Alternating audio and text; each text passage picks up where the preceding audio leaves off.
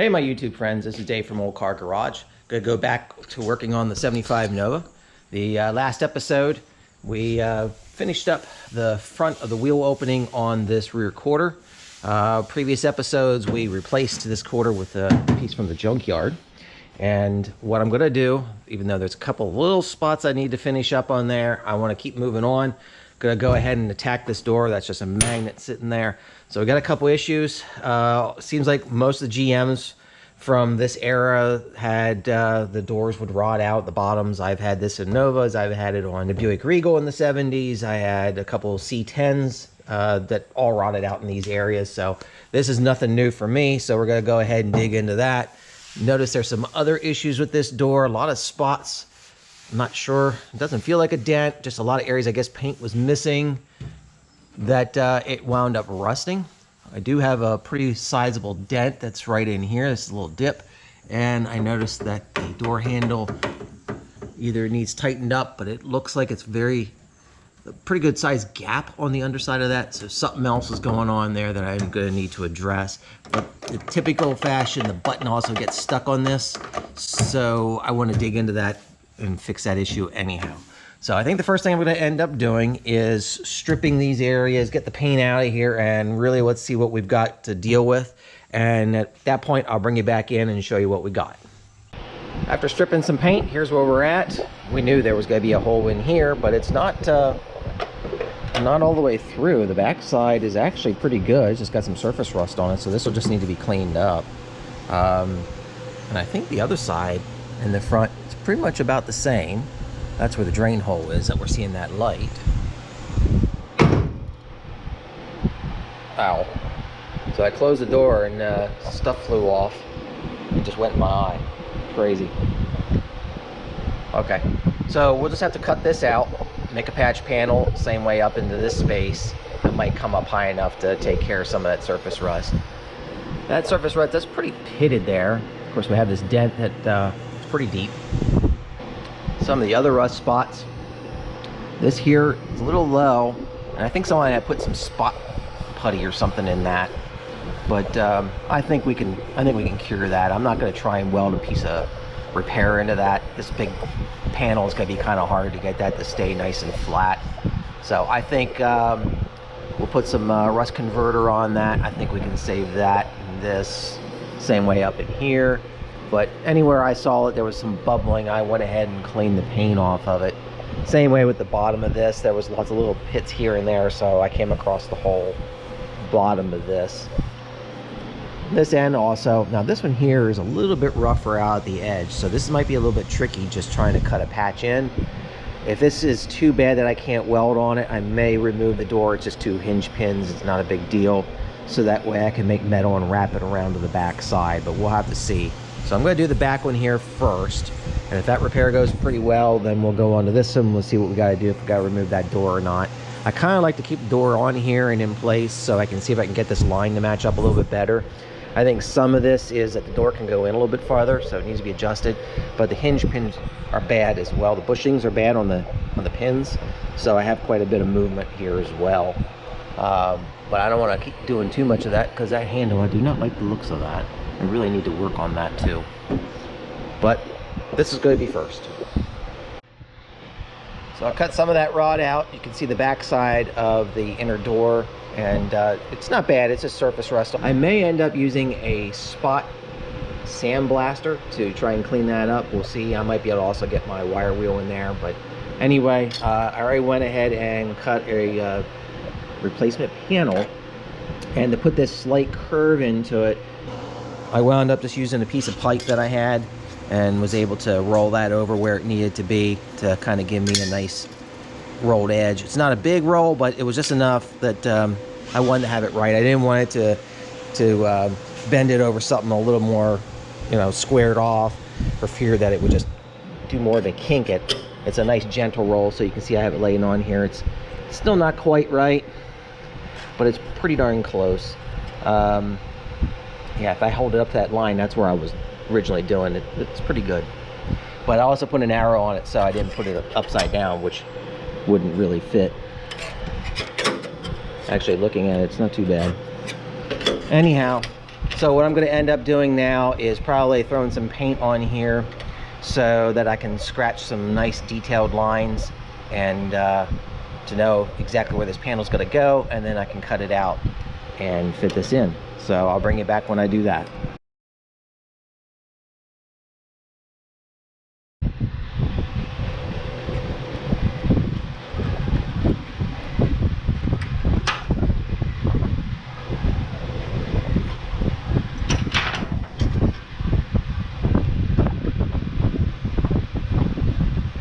So I got the hole completely cut where I wanted it, and I wire wheeled the inner side of the door, and now I also treated it with a rust converter.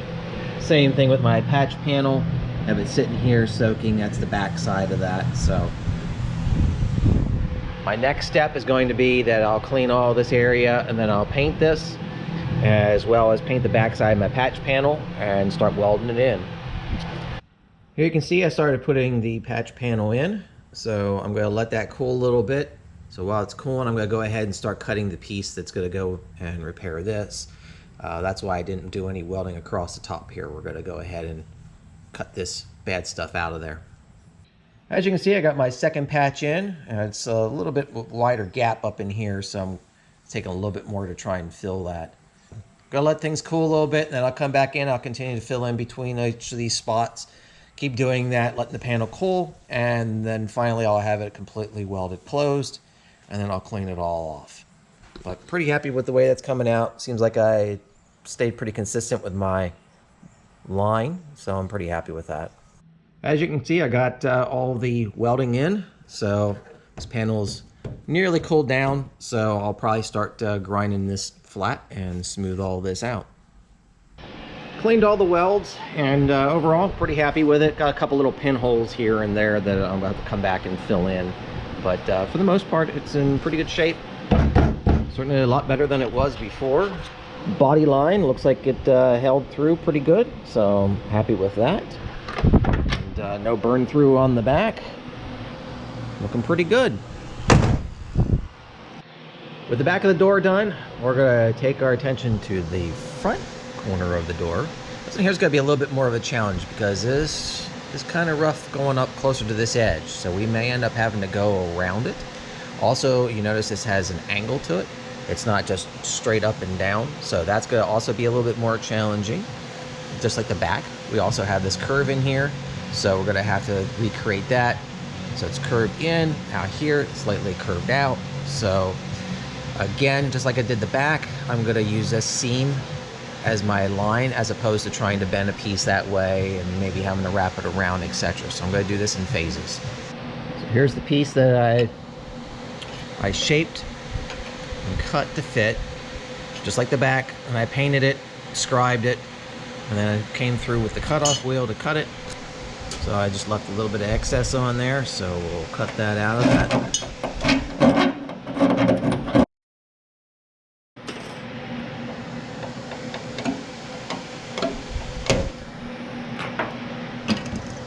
Go.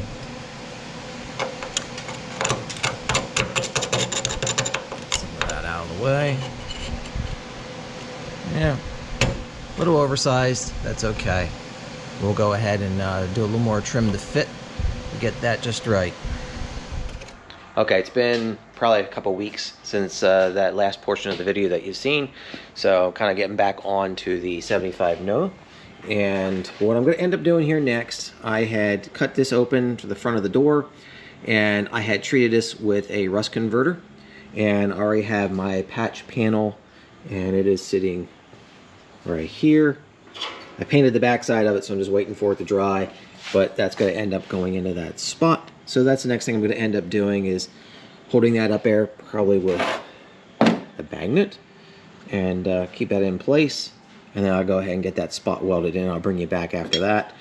Because I didn't have anywhere else to hook my ground to, I'm just using one of these magnetic grounds. So, just in case you've never seen one of those. Here you can see I got that all welded in there now. And what I'm going to end up doing is building up from this body line. I'm going to start building up. And because it goes at a weird angle, that's going to be kind of odd to cut. So I'm going to do it in two phases. I'm going to use a smaller panel that I'll cut and weld in, and then I'll do another smaller one up in this space here. I'm going to go ahead and get working on that. It's going to be the same process. Cut it out, fit this in, and then keep doing the same. So I'll just bring you in and show you the finished product. So I got my 2 small patches in place. Just letting that cool a little bit before I go ahead and finish welding that in, and then I'll clean all my welds up, and then all the rust will be done on this door. Well, it's not pretty. I got a little bit of warpage in there. Apparently I got it a little hotter than I thought. But all the rust is gone, so pretty happy with it overall. I'll use a little bit of plastic filler to level that out, which is what plastic filler is meant to do, is to level, not to fill in rust holes. So this is now repaired. One other thing I need to repair for rust will be this lower fender. That's going to be a pretty easy one. That's a pretty flat surface. But another thing I want to fix on this is this little door ding. And I got an idea. So I'm going to set you up here on time lapse and show you what my plan is.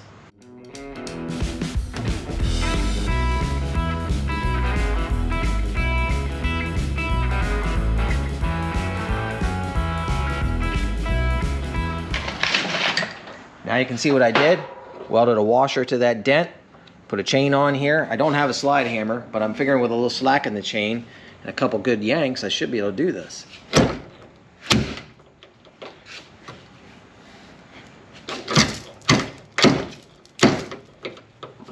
Almost. I figured that was going to happen. Got some of that dent out of that. So yesterday I was working on fixing this dent, and I got most of it out. It's still a little bit of a low spot that's in here. And as you saw yesterday, I was using a washer and a chain to pull that out, which didn't do too bad. So if that's all you got a welder, you got a washer and some chain, you can pull dents. But there's another way you can do it too. And that's with one of these. And I just bought this at Harbor Freight simply because, well, it was $99, and they had sent me an email that was a 25% off coupon for anything. So I got this for 75 bucks plus tax. Seemed pretty cheap. I thought, well, let's go ahead and give it a try. We'll see if we can finish getting that dent out. Not to mention, I noticed, and I don't know how well this is going to show up, but it is a little bit lower than the quarter. There is another dent that's up here. When I run my hand over, I can feel that this whole area here is low. And I think this door edge is just a little low as well. So I'm going to try pulling this dent and this area and finish this dent, get that edge to match up with the quarter panel. So we're going to see how this stud gun works. It actually has a good amount of weight to it. Comes with 2 different size studs. I think it's 2mm and 3mm. They do sell more of these at Harbor Freight. I think it was $14 for 250 when you buy them separately. Got instructions, which I should probably take a good look at before I use this so I don't end up destroying it, because I did not pay for the extra warranty. I had the 3mm fitting already in it, so I'm going to go down to the smaller one. We're going to try that one first. Screw it on there. I'm not going to get a wrench on that. I suspect you probably really don't need to wrench down on that. Let's go ahead and pull stud. Slide that in there. That also seems kind of loose in there. Certain I put the right one in. Yes. Okay. Put that back in there. I'll go ahead, and before I put it on the car, we're just going to go ahead and do a test on some scrap metal here.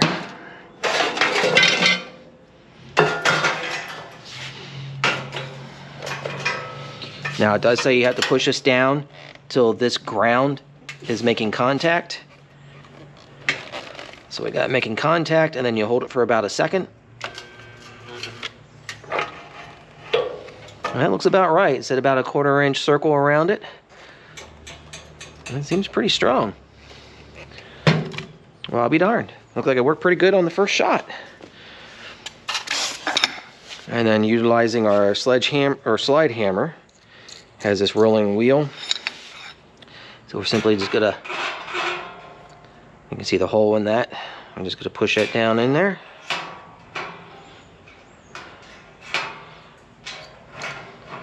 There we go. And I'm gonna pull back. There we are, and then you would just simply be tapping up on it to release, to push forward. Pretty simple. All right. Well, the operation seems pretty simple. Let's go ahead and actually apply it to the car that I was originally messing with. All right, again, I'm going to push it down, make contact, hold for a second, and pull it off. Now we're going to go ahead and get our slide hammer on that. Got it locked in, and we didn't have it locked in apparently very well, so we'll try that again. All right, here we go.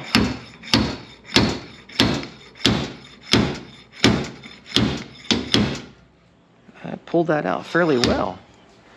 Got a little bit low there. I don't want to get too carried away on that. Again, we're gonna. Wow, that. So to release, you're supposed to give it a quick whack in there, and I don't think that's really doing it. It won't release. It will not release. That wheel's going to have to shoot forward.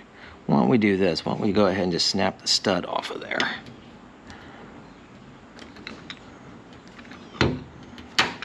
Okay, now with the stud off, now I'm going to push in, and there I got it to finally release. That pulled that up there pretty good. I mean, I can probably do a little bit more yet on that, but I'm going to have to clean that off first so that the ground head will fit around. Let's see about getting this other one and pulling the rest of that up. So I want to show you the door handle here as well. If you notice how this pin is kind of bent down just a little bit, it's not a lot. If I push it out, you can see how it wants to drop. And this is the problem that you'll have with this generation Nova, that what will happen is the trigger that it's hitting is kind of shaped like this, and so when you push it, it falls below, and that's how the button gets stuck. So the quick fix of that is actually to bend this upwards a little bit, and then that way it's less likely to fall below that trigger. So that's what I'm going to end up doing, and then I'm going to put it back in. So here's a look after. Just put a slight bend in it. So I'm pushing the button in. It's not falling down now. You can see it kind of stays level. And that's what you want.